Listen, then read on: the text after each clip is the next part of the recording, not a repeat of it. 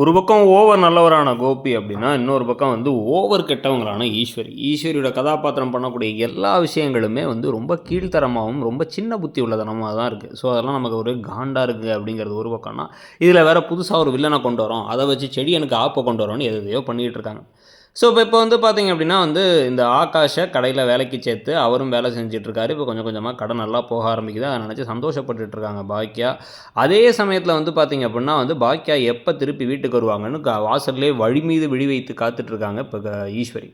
இதில இன்னொரு கொடுமையான விஷயம் என்ன அப்படின்னு வந்து பார்த்தீங்கன்னா, இன்னைக்குமே அந்த ஆள் வந்திருக்காரு. அந்த கவுன்சர் ஆளுங்களோட வந்து சாப்பிட்டு, முட்டை மட்டுமாச்சும் வேணும். நீங்க நான்வெஜ் செய்யாட்டியும் பரவால்ல. முட்டை இல்லாம இருக்கனால போ முடியாதுன்னு சொல்லிட்டு, சரி வந்தது உட்காந்து பிரச்சனை பண்ணி லேட்டா போனாலும் கூட ரூ. 450 பில்லு சொன்னா, ரூ. 450க்கு வந்து ரூ. 200 மட்டும் நீட்டிட்டு கிளம்பி போறாரு. ஸோ அவ்வளோதான் அப்புறம் பார்த்துக்கலாம் விடுங்க அப்படின்னு சொல்லிட்டு கிளம்பி போக, இவங்க நேரா வீட்டுக்கு போனா, வீட்டுக்கு போகறதுக்கு முன்னாடியே வந்து இங்க ஒரே பிரச்சனையா இருக்கு. யார் பார்த்துப்பா? இதில வேற என்னதான் இவ்வளோ லேட்டா வந்தா யாரு அப்ப என்னதான் இந்த குடும்பம் நடக்கிறது?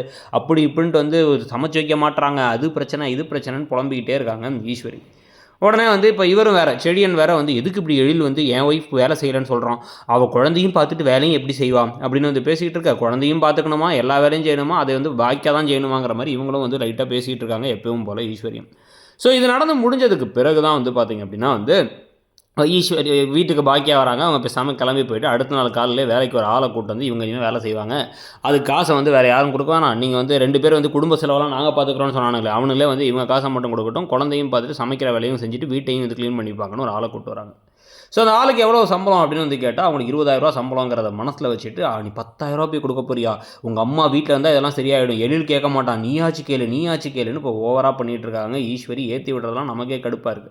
இது நடுவுல இனியா என்ன பண்றாங்க, அவங்க மாமனார் கிட்டக்க இந்த புதுசா எங்க அம்மாட்டருந்து வாங்கின ரெஸ்டாரண்ட்ட யாரோ கவனிச்சுக்கிறதுக்கு பதிலா நானே கவனிச்சுக்கட்டுமா? அப்படின்லாம் வந்து கேட்குறாங்க.